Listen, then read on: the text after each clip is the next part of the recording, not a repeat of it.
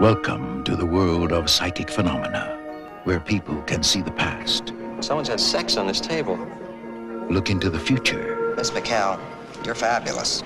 I've been told that before. Then they never call. and generally get on each other's nerves. Do you have a girlfriend? I'm sorry, I'm sure you're a very nice young woman, though. Hey! Yeah. Wait till I offer before you turn me down. They might not like each other yet, I'm here because I need a psychic. but they need each other now, Buenos dias! because they're off to South America to find a hidden treasure. $1,000,000 worth of gold. Count me out of the whole thing. Nick, you're our partner. We love you. Can we find this without him? They'll meet all the right people, I had that guy eaten out of my hand. Literally, both. They're still melon. and all the wrong ones. You like? Parts of me are already applauding. I take it sex is off? They'll find surprises in the most unexpected places. Tell me what you know, Nick. Right. What are you gonna do, kill us? There's a nurse right there. She's a witness. Nice shot. You don't have to kill us. There'll be another nurse along any minute. And they'll have the adventure of their lives. I'll give you a break. Where wouldn't you like to be shot? South America. If they survive. Cyndi Lauper and Jeff Goldblum in the psychic comedy Vibes.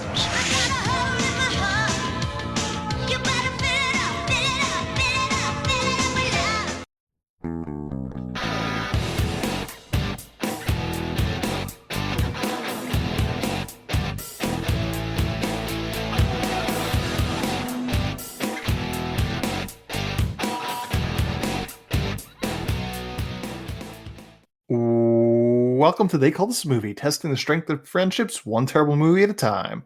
Subscribe to podcasts on iTunes and other podcast services by searching They Call This a Movie, and find us on Twitter and Instagram at TicTamPod. That's TCTAM Pod. Welcome back to They Call This a Movie. This is Anthony Delvecchio, and with me as always is Dan Aquino and Mark Meyer. Say hello, gentlemen. Hey, friends. Hello, everyone. I am going on a trip. Well, I'll already be there by the time you guys listen to this podcast on Friday. And I realized we're driving out to beautiful, lovely Pittsburgh, Pennsylvania. That the one thing I never consider while driving is the toll roads for the turnpike in PA especially. And I didn't realize how expensive they got, because apparently the toll from Philly to Pittsburgh is known as the most expensive road in America. Because if you don't have Easy Pass, it is $76. Holy shit. What is it? What is it with Easy Pass? $36.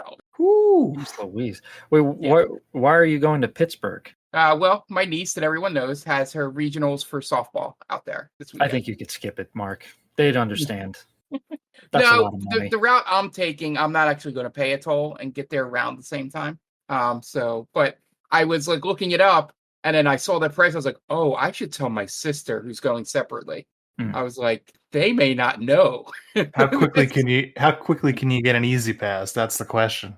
Yeah, I already have one. So that's what I said to her. I was like, if you could try and get an Easy Pass, I'd go ahead and do it. But good news is it's toll by plate, so you won't have to pay it now? Question mark. But you will have a $76 bill down the line coming to your house. And that's both ways, right? $76. Yeah, I would look up flights at that point. Yeah. The route I'm taking, just because from where we went to college, I know some of the back roads that sort of run parallel to the turnpike, that are free, that only add like 10-15 minutes to the drive, really. And because I'm stopping there first on the way into Pittsburgh, but I was just crazy. And then it's another thing where I think our devices obviously listen to us, or algorithms, because then I got a video on TikTok like 3 minutes later of a guy doing a challenge with his friend to what is cheaper to drive or fly to Pittsburgh, and it ended very up being specific. Yeah, it was weird.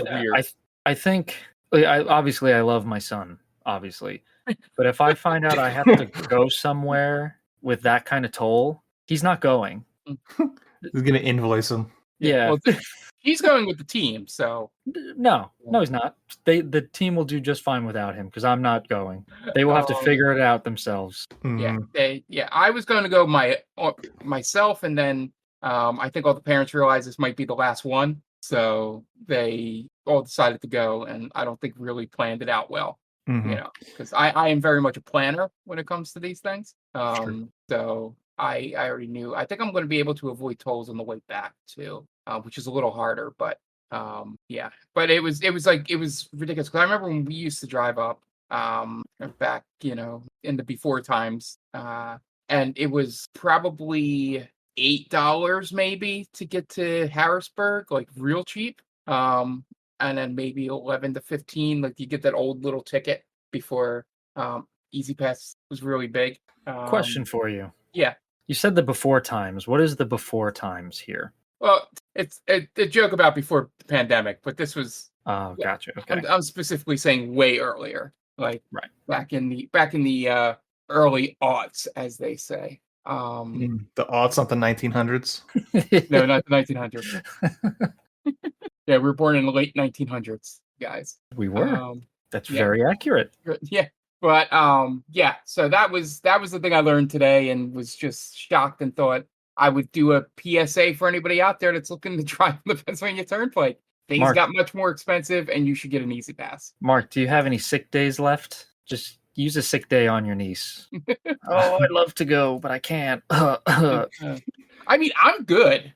It's the other people I'm worried about because they don't know, the way it works. They just take the thing the GPS tells them.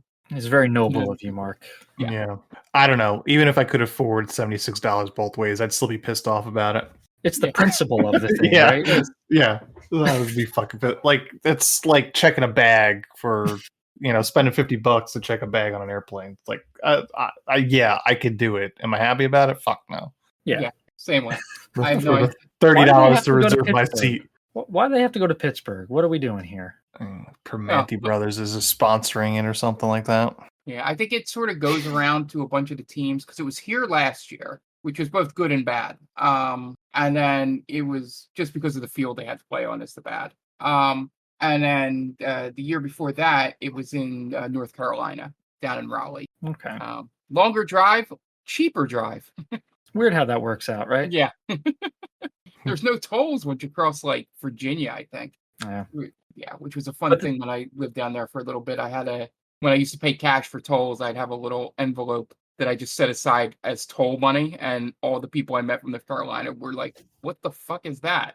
I feel bad because I'm thinking about if I have to travel and how much I'm going to hate it. And Mark is the complete opposite. He's like, I put stuff away. I put money away for it. I look forward to it. God, this is my worst nightmare. Well, yeah, you just have to have an indoor kid. Right. Teach him chess where you could just... Yeah. No, chess competitions there, Dan? Is there a lot of travel involved in chess competitions? Yeah, just have him get him a guitar and let him join a garage band. That's okay. I'm all right with that. Yeah, they play local. Right. There's plenty of bars around here. The Deck at Owens, The Deck at Owens. That's an inside joke for you guys. Yeah, we're not going to explain it. Nope. I think that was before the Mark times. Yeah, it was. Yeah. All right. This week we watched a movie and we were avoiding talking about it, but it was Mark's pick. So Mark, introduce this week's movie. Yeah. So this week's movie, I randomly saw the box art for it pop up on Twitter for some reason, and saw who the lead actors were, and was like, all right, this has got to be, if anything, a fun time watching at least one of these people act for an entire movie. So I chose the 1988 movie Vibes, starring Jeff Goldblum, Cyndi Lauper, and Columbo himself, Peter. So I wish the fun part I found out was I didn't realize that I don't think I realized how old Jeff Goldblum is, because him and Cyndi Lauper are in their mid 30s in this movie, mid to late 30s. And because I was like, oh, this is going to be like a young, Goldblum in this movie. But It's only 5 years earlier than Jurassic Park. yeah, and I thought that was him in his mid-30s. But it wasn't as entertaining as I thought it would be. I mean, God bless him, Goldblum tries his best in this movie. He has all the Goldblumisms, the turnarounds, the weird stilted dialogue at times, or delivery of dialogue. He's charming in parts of it. And I think Peter Falk just has some he's like full Columbo at this point in outside of this. So he's got a lot of the little mannerisms from that, but he's also a very, very bad person. So it's kind of a weird combo to have in it. He also seems to like to just overact a little bit in this for some reason. And then I didn't realize this was Cyndi Lauper's. I think this is she only did 2 movies by this point. I thought she was in more. And it shows a little bit. There's very little they try, but at least for me, there's very little chemistry between her and Goldblum. And I think that is essential for this movie to be successful. And also the plot of them being psychics and mediums and stuff like that is very of the time. And probably, we know all of it is nowadays mostly bullshit, but the whole process here was not as entertaining as I thought it would be. But we did get to see probably the early on Steve Buscemi playing a complete dirtbag in this movie, which was a pretty good cameo moment. But yeah, outside of that, I thought it would be more fun, and as I do when I do this, I do apologize for putting this on you guys. Okay. Dan, what about you? Where you come from? Vibes. So right off the bat, I'm going to say Vibes does not pass the Vibes check. Oh, am I right, guys? Look at you. Bam. Got it out of the way. Yeah, this movie was a rough one. Not necessarily a bad movie, just not an entertaining movie, as Mark said.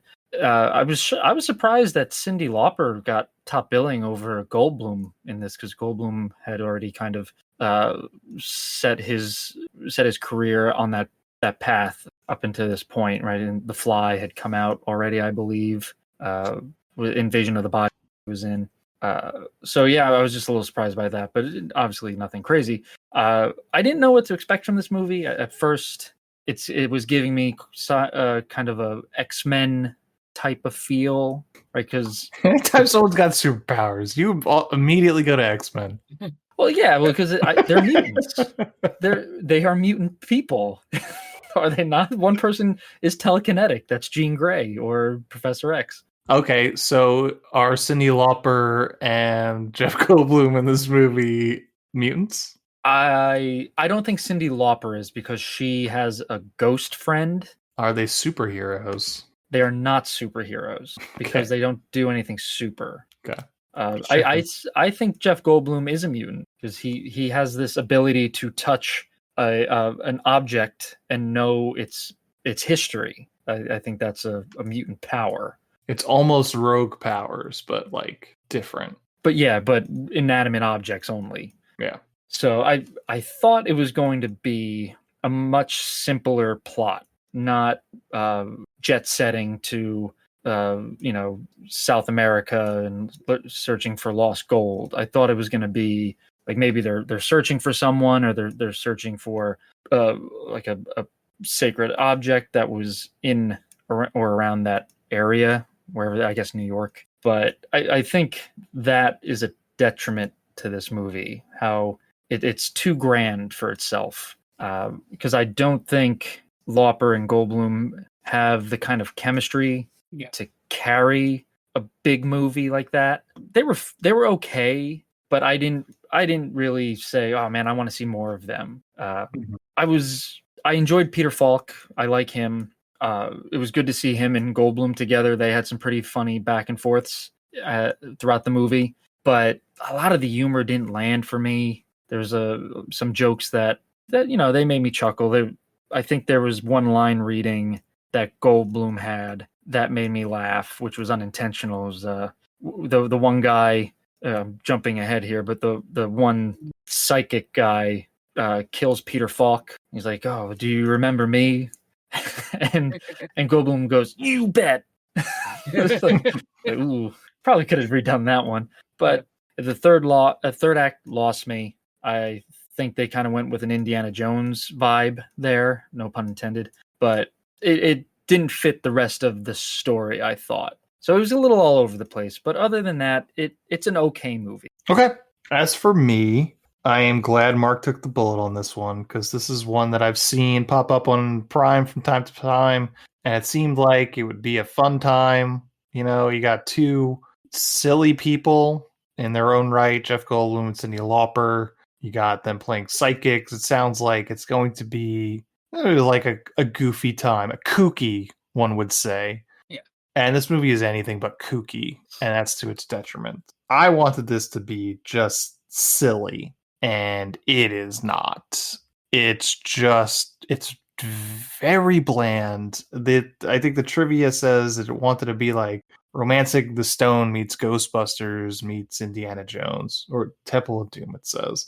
Which I was getting Romancing the Stone vibes from it, because it seemed like it wanted to be a romantic comedy, but again, they did not have the chemistry that was necessary for it. We spent far too much time just like on location.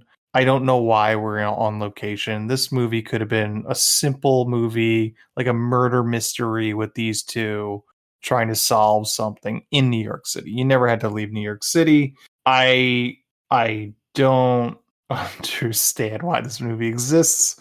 And with the talent behind it, now I understand why I've never really heard of this movie before.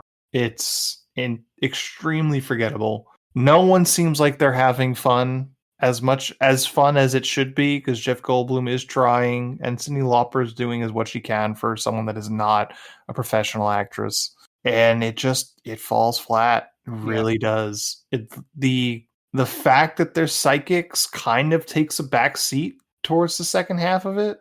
Like, it barely makes a difference. Yeah. Which says what you should be leaning into. Like, why are we going to Machu Picchu or wherever we were? The Andes, I think. It's an enormous waste of time, that second act, and no one's better for it. But I'm glad Mark picked this and not me, because I didn't waste a choice on it. Yeah, I'll take the bullet on this one. But 100%. One of the jokes I was going to make until I realized they actually shot on location was I was going to ask you what part of California that was. But it became very obvious that it was actual location shooting. Killed their budget way too much. But the number one thing, I think we've all mentioned it, is that this movie absolutely needed more chemistry out of the leads. And that would make this movie tolerable, in terms of entertaining. But it just, none of the interaction between them worked at all. And I think, sorry to interrupt, but I think what Anthony was saying is, and kind of what I was saying before, just keep it simple. Keep them in New York. Yeah. Right? They're trying to solve a murder mystery. It doesn't have to be, again, a jet-setting type of movie. Yeah. Yeah, there's plenty of things you could have, I guess they want to tie in the opening and all that to it, which you didn't even need that opening. Yeah, but I was going to say that you just take the opening out. Yeah, that's what I was going to say. You don't even need that. Yeah. The one thing I did at least enjoy about, or not that I slightly applauded in my head as a writer, was the fact that she actually did the astral projection in the movie, and it wasn't just another thing to go wink, wink. They're psychics, get it? Moment. And I'm like, okay, they sort of called back to that. That's, at least they didn't forget about it, because there are a couple other things they said they could do that they completely forgot about. I think you needed to see more of the ghost friend in action. Yeah. Because you see the ghost friend it helps Steve Buscemi win at horse racing or betting. And then the next time you see the ghost friend is when she's convincing the Swedish dude about his mom, I think. So it's a long period. Yeah, I just think this is just not, like I said, it's not kooky enough. Like, Sydney, you should really lean into how much natural energy and screen presence Cyndi Lauper can have. She's a character, and and as much of a character as she is in this movie, she can be so much more. Like have her having arguments with the voice in her head, like going back and forth with that. And Jeff Goldblum is a character. Is not enough of a character in this movie. Yeah. Again, they take him away from one of his like leading dramatic like points of contention was with his girlfriend. Yeah. They have that whole storyline, and then they remove him from it completely, which is like, well, why? Could that have come back in some way in like the second act? She comes back and he's dealing with that again or whatever. It's just very bland. Do you know who knew how to utilize Cyndi Lauper? Captain Lou Albano. Vince McMahon and Captain Lou Albano, yeah. They knew how to book her. Yep. Without her, there's no WrestleManias. They put her over. They did. Even Jeff Goldblum couldn't put Cyndi Lauper over.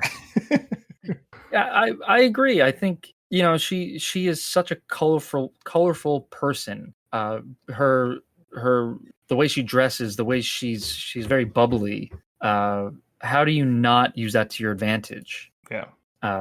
And she looked great in this movie. And she still looks great. She's 71 years old. Mm-hmm. But I think there was none of that raw. And I know we keep going back to the raw energy, but there's scenes where they're about to hook up, and you just like, I don't really care if they do or not. Yeah.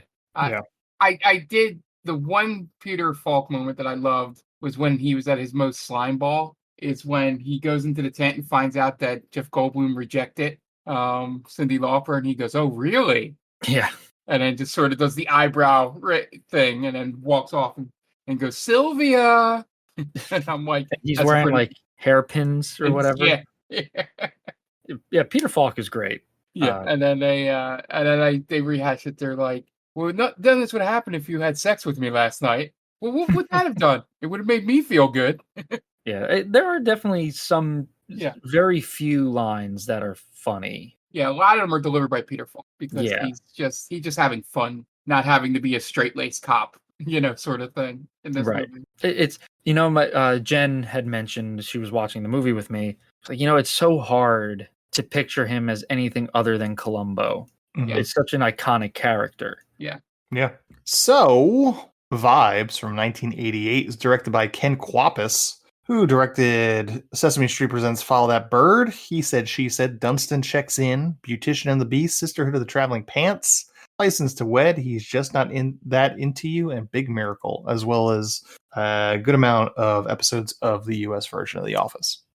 Stars Cyndi Lauper, Jeff Goldblum, Julian Sands, Peter Falk, Ramon Bieri, Michael Lerner, Googie Gress, Harvey J. Goldenberg, Park Overall, Max Perlich, Elizabeth Pena, and Steve Buscemi. IMDb score of 5.7, Rotten Tomato score of 13%. Budget, $18 million. Box office, 1.8. Jesus. Yeah, a tenth of what this movie costs.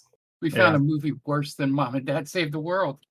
$18 million in 1988. Yeah. That's a lot of money. This is a Ron Howard special, too. It was an Imagine Entertainment movie. So it feels like a script they had and just had to get made for some contractual reason.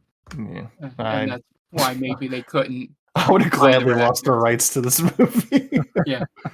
You think Babalu Mandel was holding fire to get this movie made? Yeah, who knows? There has to be a reason that they didn't do any chemistry reads for this movie at all. Yeah, Babalu Mandel was like, "I've got my cousin do it." That's a good question. I wonder if anyone else was up for the leads in this movie. I don't know. I'm giving Babalu Mandel a hard time, but he also wrote Splash, A League of Their Own, Multiplicity, and Parenthood. Oh, so he's those are bangers. Yeah. Also, City Slickers 2 and good. City Slickers. Yeah, he's an actual writer. He wrote Father's Day 2, which is a terrible movie though. Is that the Robin Williams, Billy Crystal movie. Yeah. Oh, he wrote Where the Heart Is, which is where the first time I fell in love with Natalie Portman. Oh, interesting. I never heard of that movie. She's pregnant at 17 and gives birth at a Walmart. She lives there for a while, I think. In the Walmart? She lives in the Walmart, yeah. What? Where? Like, where in the Walmart? Just like in the back, I guess. I don't remember. I love a good white trash Natalie Portman. What could I say? Is that does she play many white trash roles? No, but I mean, you can't get more white trash than giving birth at a Walmart. I think that's peak white trash. You can't top that. Yeah. You guys want to get into the plot? Yeah, sure. All right. What do you got for us, Dan?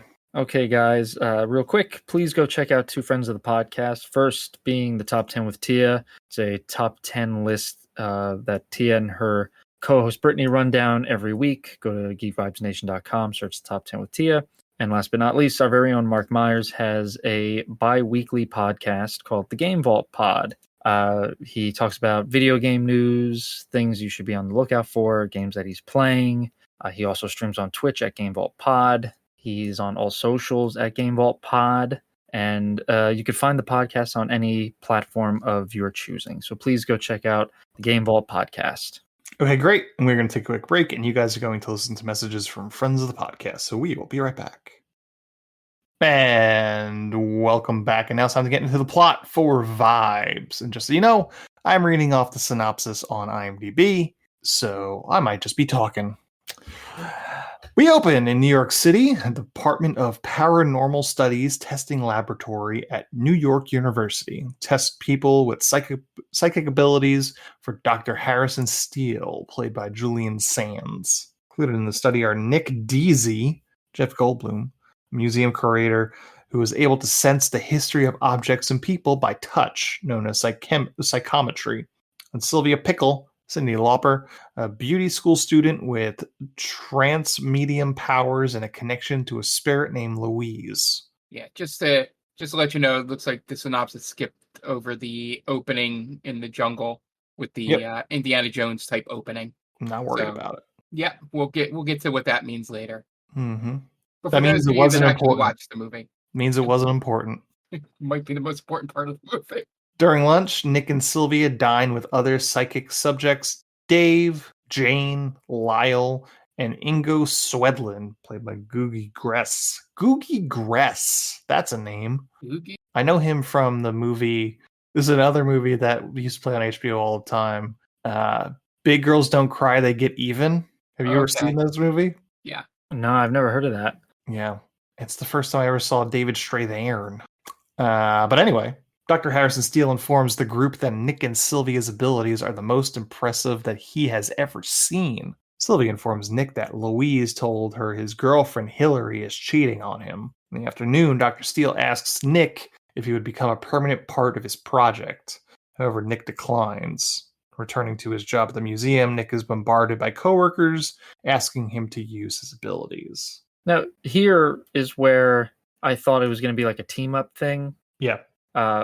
Because so they're talking about Jeff Goldblum and Cyndi Lauper, right? Julian Sands' characters is saying that. So I thought the others would come into play in some aspect. Mm-hmm. Like I know the Swedish guy does at the end of the movie, but I thought all the others would have a unique power to help them along the way. You so badly just want everything to be X-Men. Well, until Kevin Feige gives us a good X-Men movie, I have nowhere else to look. This is what I need, all right? Let me have my thing.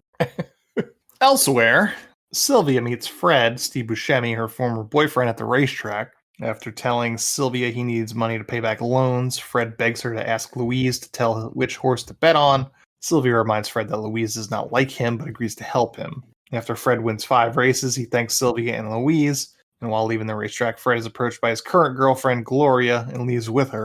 Sylvia returns to her apartment, questioning her bad taste in men. Driving home. Did anyone else think that Steve Buscemi would come back later? Yes. Okay, because I did too.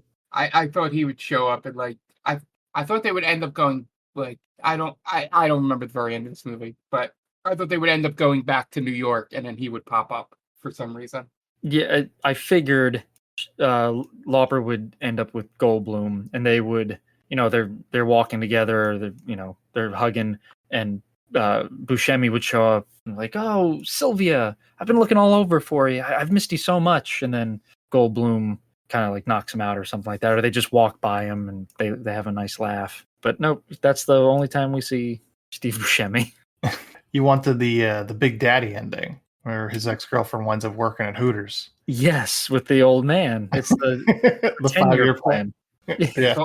And his old man balls. I think that was the last time I really laughed at a In life. in life. That was the last time I laughed. In I life. mean, it was going to be just. I think that was the last time I laughed. Just period. Yeah, that's the last time I felt joy. In 1999. Arriving home, Sylvia sees a stranger standing in her kitchen. The man introduces himself as Harry Buscafusco, played by Peter Falk, and offers her $50,000 to help him find his missing son in Ecuador. Sylvia agrees and decides to ask for Nick's help. Meanwhile, Nick finds out Hillary cheated on him after he touched a pair of her underwear. Unable to forgive her, he breaks up with her. The next day at work, Nick hides from his boss, Mr. Vandermeer, who wants Nick to entertain museum trustees with his psychometric talents. Sylvia arrives and tells Nick she will split Harry's money with him if he joins her in Ecuador. Nick has never liked his abilities, even as a child, and Sylvia admits she got her connection with Louise after falling off a ladder and being in a coma for 2 weeks. I can imagine the power that Goldblum's character has is definitely more of a curse than a good thing. Mm. Because if you're touching literally everything and you're seeing everything, it's not even, most stuff is just really mundane, right? You would hope. Right. Like you're having cereal, you're touching a spoon. It's like, oh, this was manufactured in China. Like, that's it. That's all it was. But then it starts to become just monotonous. Life becomes monotonous. Yeah, I'm assuming, because you don't have to get a hit every time you pick up that same spoon every time, right? They don't really make it known. Yeah. Well, I mean, we don't need to. I don't think the movie really needs to get in the minutia of his powers. No, of course. I'm just saying it's. I mean, if it was an X-Men movie, maybe. Right. Yeah. It's like Superman, who can hear everything constantly. Right. Yeah. Because he'd need his own origin story. Right. Yeah. We need Nick Deasy's origin story. Vibes, origins, colon. Nick Deasy. Nick Deasy, yeah. Yeah, I would not watch that movie. Yeah. And there's a cameo by Sylvia's character, but she's got her lips sewn shut. Right. They finally learned to shut you up, Sylvia. or they would do like the Furiosa cameo of Mad Max, where he's just watching from a distance. So maybe she sees him, she's buying a hot dog or whatever, and she just sees him walk by. She also professes she's capable of astral projection. Mr. Vandermeer finds them and orders Nick to perform for his trustees. Frustrated, Nick informs Vandermeer he is taking a sabbatical to Ecuador. Vandermeer will not allow Nick to leave, so he quits and leaves with Sylvia. Arriving in Ecuador, Harry Buscafusco takes Nick and Sylvia to a hotel. After unpacking, Harry insists they go to the village where his son Harry Jr. was last seen. At the village, Harry hands Nick a shirt to get a reading of where his son may have gone.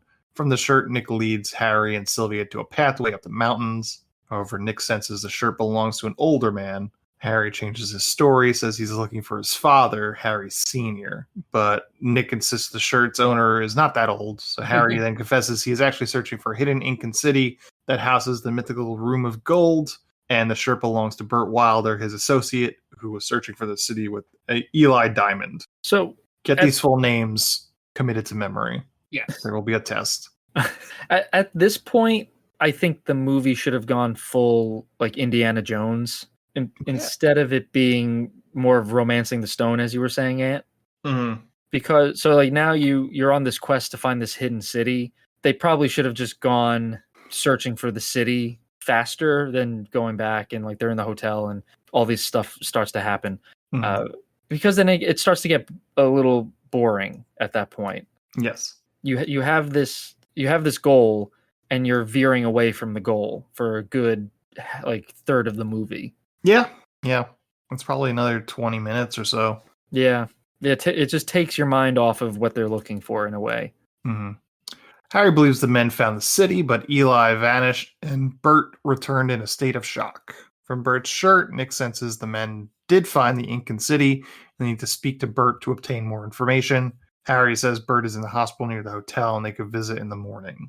Returning to the hotel, Nick and Sylvia go to the bar. Being told by Louise she is destined to meet the love of her life on the trip, Sylvia flirts with Alejandro de la Vivar, a Spanish ambassador.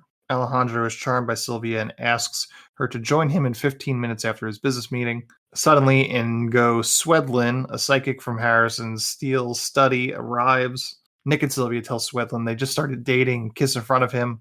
After Swedlin excuses himself, Sylvia sees Alejandro and leaves with him.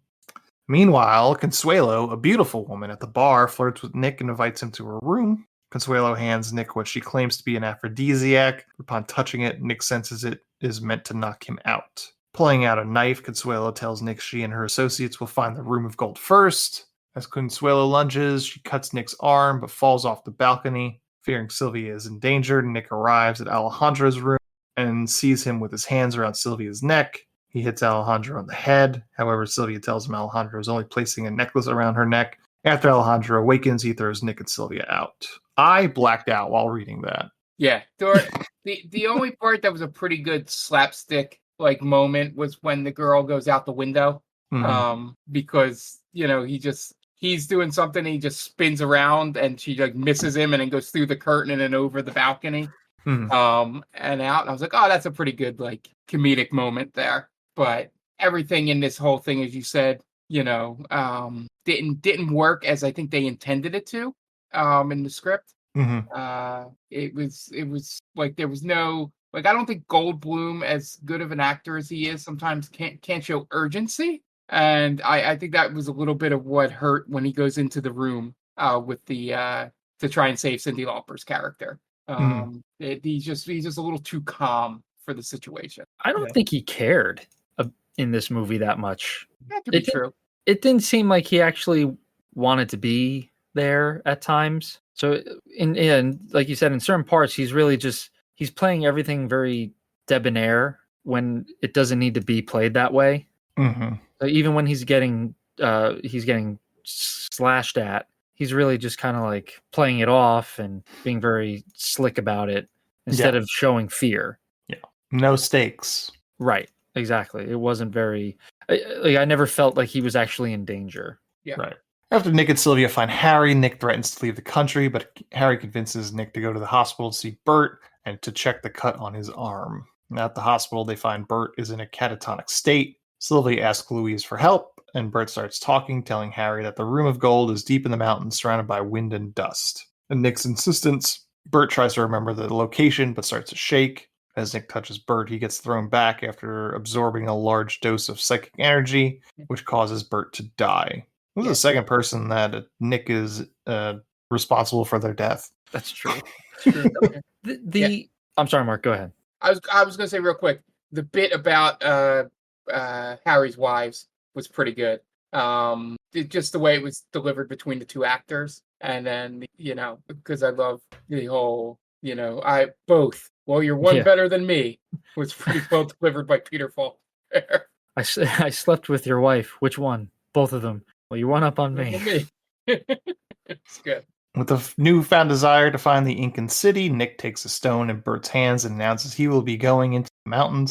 Ingo Swedlin appears and aims a gun at Nick, demanding to know what Bert told him. With Louise's connection, Sylvia reveals that Swedlin's dead mother, Gretchen, wants him to let them go. So Swedlin is not convinced until Sylvia is possessed by Gretchen's spirit, starts singing his favorite childhood song. While Swedlin is distracted, the group escapes. Guided by Bert's stone, Nick leads Harry and Sylvia into the mountains. Wanting to do something nice for Nick after he tried to save her from Alejandro, Sylvia kisses him. However, Nick believes Sylvia only pities him, and they get into an argument. Later, Bert's vibrating stone awakens Nick. Led by the stone, Nick finds a lost Incan city. In the morning, he returns and tells Sylvia and Harry about his discovery, but insists there is no gold, only an evil presence. Suddenly, Ingo Swedlin appears and throws a knife into Harry's back. As Harry dies, Sylvia tells him Louise will take care of him on the other side.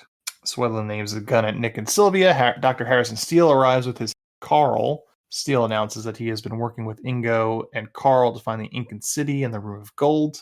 Taking Sylvia and Nick hostage, Swedlund follows Nick's path. Upon finding the city, the group sees a temple and a glowing pyramid uncovered by Eli Diamond and Burt Wilder. Remember those two full names from before? Yeah, this is the scene that was not mentioned in this synopsis. Unknowingly, Sylvia begins reciting a message inscribed on the pyramid, but Nick stops her, telling Steele the pyramid was built long before the Incans built the city. As Swedlund deciphers the pyramid text, Nick and Sylvia are separated. After Sylvia learns that Steele plans to use his pyramid's concentrated psychic energy to change the world, she astrally projects herself to Nick. As Nick sees her psychic presence, he asks Louise to help him escape. Pretending to be possessed by Carl's father, Nick knocks Carl unconscious and takes his machine gun to stop Steele and Swedlund. After Sylvia's energy returns to her body, Nick tells her to go get help. However, Sylvia hears a gunshot and sees Nick surrounded. So placing her hands on the pyramid, Sylvia absorbs the psychic energy. Around her, Swedlund vanishes and Steele and Carl run away, but falling rocks kill them. Suddenly, Sylvia is thrown back and tells Nick she saw Louise in the Room of Gold, entering the light to save Sylvia's life. Nick and Sylvia return to the hotel, where she tells him she plans to stay in Ecuador for the time being, getting used to life without a connection to Louise. Not wanting to leave her, Nick kisses Sylvia and carries her to her bed, and Sylvia hits her head on the headboard and senses a connection with a new spirit, Harry Buscafusco. And that is the end of Vibes. Yeah, that last moment was I wonder how it played back in 1988 in the theater. If people went, "Oh, that's Harry!" Ha, ha, ha. Most likely to an empty theater. $1.8 million. Yeah, that was in my head watching it before you gave me the amount of money that it made. But it was just like that's supposed to be like that. Like I think a lot of this guy's other filmography, like writing credits, have a scene like that at the very end. Mm-hmm. And I think, as most things in this movie, it just didn't land at all. Like they should have him do something like I think Dan had said it earlier, where you wanted more Louise to do like more physical things, like be more of a part of it than her just talking to. I think it would have been funny for like when Harry shows up, him do something that's Harry. Like that again, you didn't establish that at all in the movie, but like it just doesn't land when it's just like, oh, who's that? It's Harry. Like it doesn't, because the audience doesn't see anything. Right. Yeah, the spirit should have been able to interact with the material plane, I guess you could say. Yeah. Or just have her speak as the spirit when the spirit is talking, right? Yeah. You set that up with Louise, and maybe it's a slight throw of her voice, but then at the end, it's Cyndi Lauper doing a Peter Falk impression as best as she can, which could be fun. Yeah, right? Yeah, for sure. And you could even set it up that Peter Falk's character saves them in the end, or helps save them, because she loses connection to Louise, and when all hope seems lost, somehow Peter Falk's character helps them in a way. Yeah. But alas, I expected more from this. Yeah. Not the worst movie, but just dull. Yeah. I think when you see Jeff Goldblum headlining a movie, I think we're all kind of geared to expect a very Goldblum-esque performance and a certain level of movie. Yeah. Mm-hmm. And maybe because we're a little spoiled with Jeff Goldblum. Sure. But yeah, I think I want to say about close to halfway through this movie, I was kind of checked out. Yeah. Even if someone had picked it, I agree. Yeah, and it's not a personal attack, Mark. Yeah, no. I want you to know that. I'm not like, Mark, you picked the terrible movie. No, I'm not saying that. It's just I think we all expected different, right? But that's what you're thinking, Dan. I'm not saying it. Yeah. Now I'm just happy once again that I don't have to scroll past it thinking, oh, maybe that'll be my pick this week. Mm-hmm. So really, Mark helped out. Yeah. That's the silver lining. He purged us of vibes. Yes. Yeah. Now it'll never be the what if. Yeah. It'll be the why.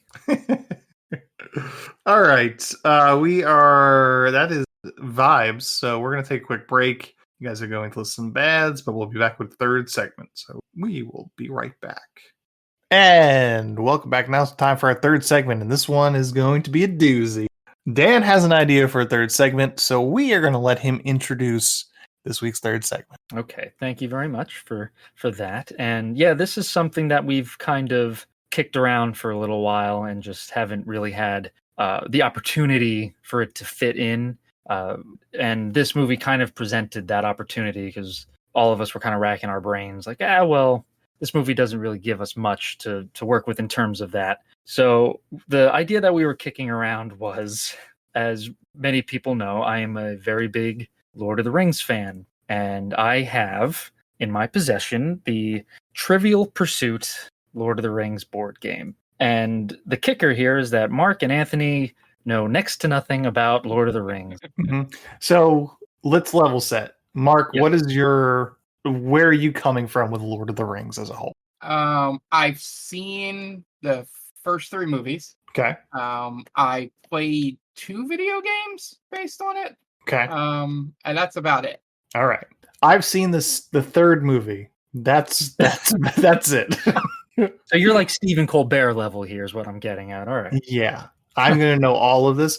I will say I read the first 20 pages of The Hobbit, and I said, I'm a 34-year-old man. I'm much too old for this. Well, you're in luck because there's absolutely no Hobbit questions on here. Excellent. That'd be great if it's like, it's only the first 30 pages. I know they start singing a song at that point, and just like, that's where I checked out. I was like, fuck this. Singing? That's terrible. No, thank you. But so we were thinking that we talked about it during the break, that since both Mark and Anthony don't know too much about Lord of the Rings, that we're going to make this the first person who gets a question right is the winner. So because I think this could go on forever if we did it to like 10. Sure. Yeah. So, and if someone gets it right immediately, then we'll stretch it out to like 3 or 5 or whatever. Okay. But how are we doing this? Are we buzzing in? Yes, give me a Lord of the Rings buzz in. Okay. And this is not multiple choice, unfortunately. It's Trivial Pursuit rules. Okay. I'm excited for this. Yep. Me too. I've been dying. I have not this is the first time I've opened this Trivial Pursuit game, so I've ruined the integrity for this. Is it because no one will play with you because you'll just win?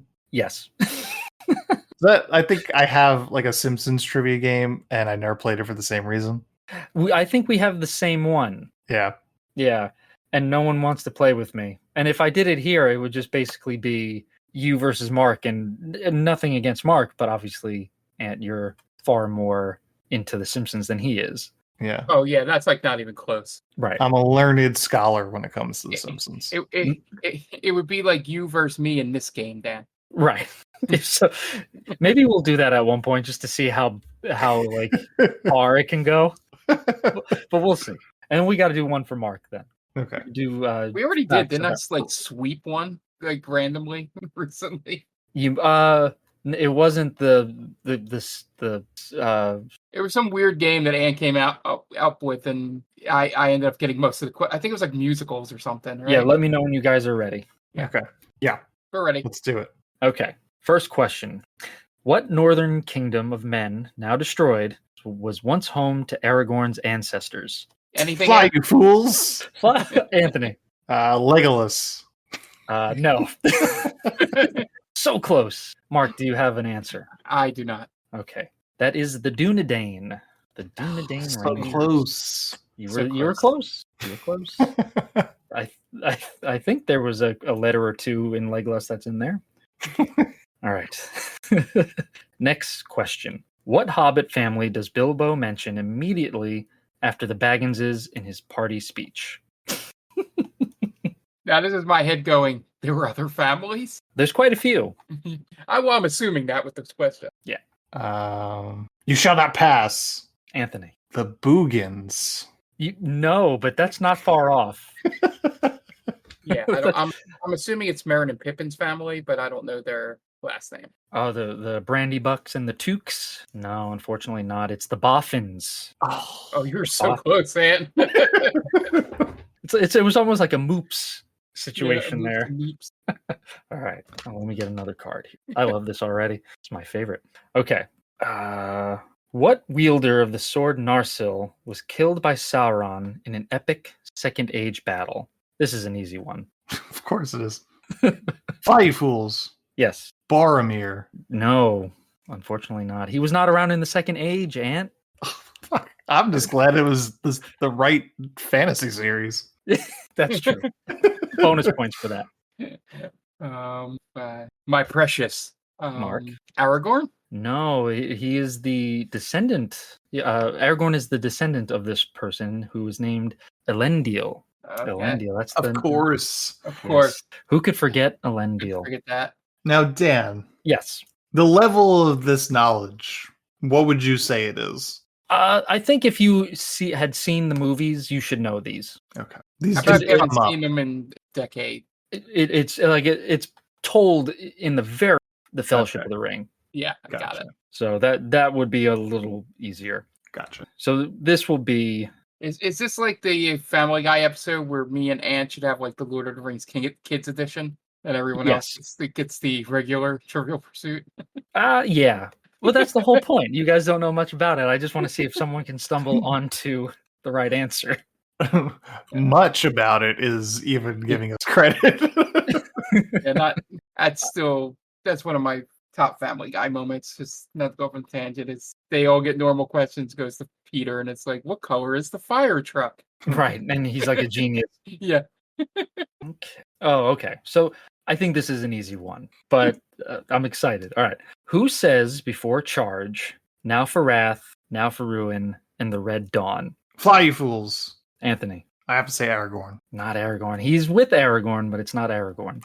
Good guess. Well, Mark, do you have anything? My brain is just like I can describe who I think this character is, but a name is just not coming into the brain. I'll take a half a point if I can say my precious. Is it the dwarf? It is not the dwarf. No. Sorry, it was King Theoden. Is that Sean Bean? No, that's Boromir. Okay. Even I knew that. Fucking idiot. Yeah, Mark, come on. Everyone knows that. Okay. Okay. So, because some of these are just incredibly difficult. So I'm trying to find one that Some of them? I think you wouldn't have known that, Ant, because you didn't see the second movie, but Mark had seen it. So I thought, oh, he might get it. Okay. Surprised. I should also mention the one time I've seen the third one was in theaters the first time it came out. And you fell asleep, didn't you? There's a non-zero chance I fell asleep. Okay. All right. I think you guys will get this. Okay. Who says of the Uruk-hai captors, they run as if the very whips of their masters were upon them? My precious? Mark. Legolas? Oh man, keeping us in suspense. I think you cut out. Can you hear me now? Yep. Okay, so Legolas? what was the answer? It was Legolas. Yay! There you go. All right, so do we want to give Anthony a chance to get a point? Here's what if you want, but I thought the thing we would do after one of us got it right, Dan, Okay. is have you go through the cards and try to find the most random, tough, obscure question on there just to read it. Do you want me to do that?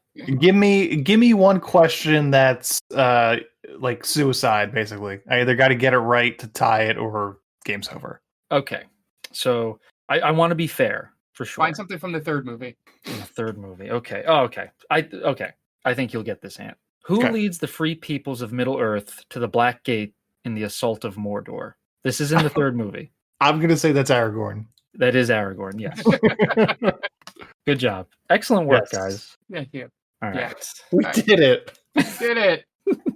So did we want to end it there, or did you want me to do like a super obscure one that Find the hardest question. I know you have a lot there, but going through it, find the first one that you would be like, fuck, I wouldn't even know this. Okay. Difficult.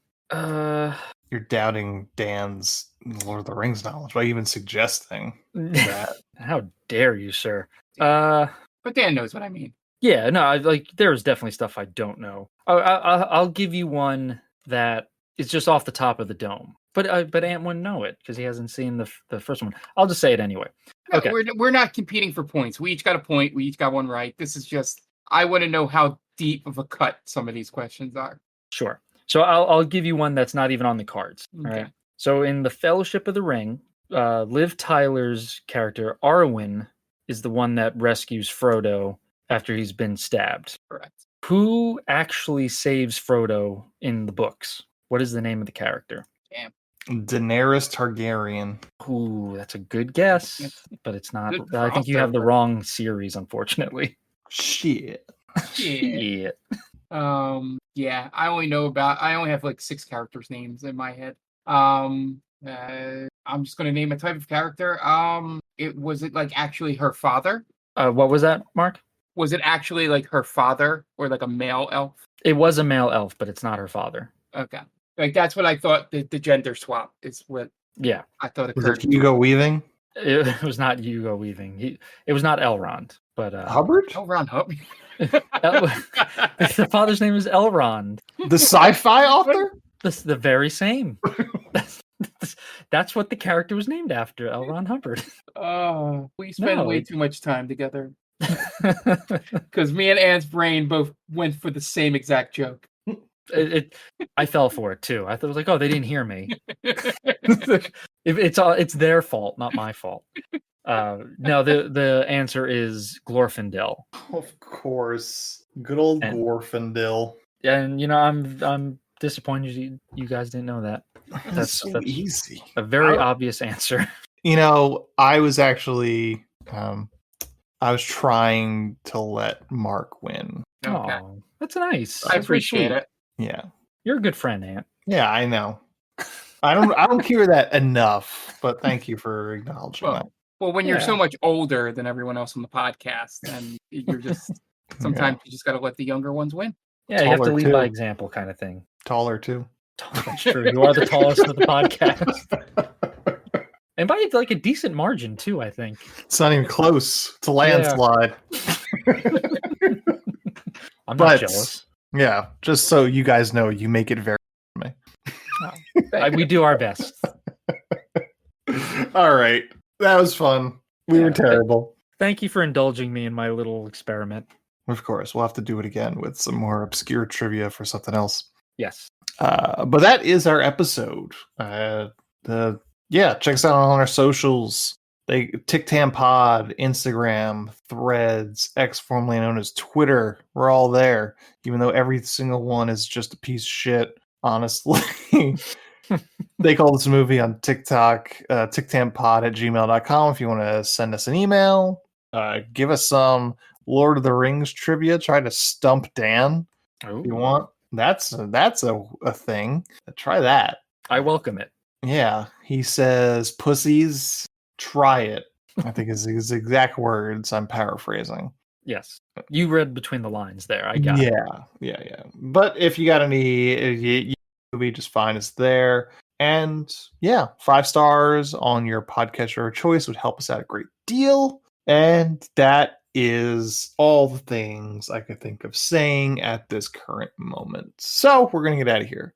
The director of Vibes from 1988 is Ken Kwapis. So for Dan Aquino and Mark Myers, this is Anthony Del Vecchio telling Ken Kwapis, well, you certainly made a movie, didn't you? Thanks for listening to They Called Us a Movie. Subscribe to us wherever you get your podcasts, and be sure to check us out on Twitter and Instagram at TicTamPod. That's TCTAM Pod. You can also check us out on TikTok at They Called Us a Movie.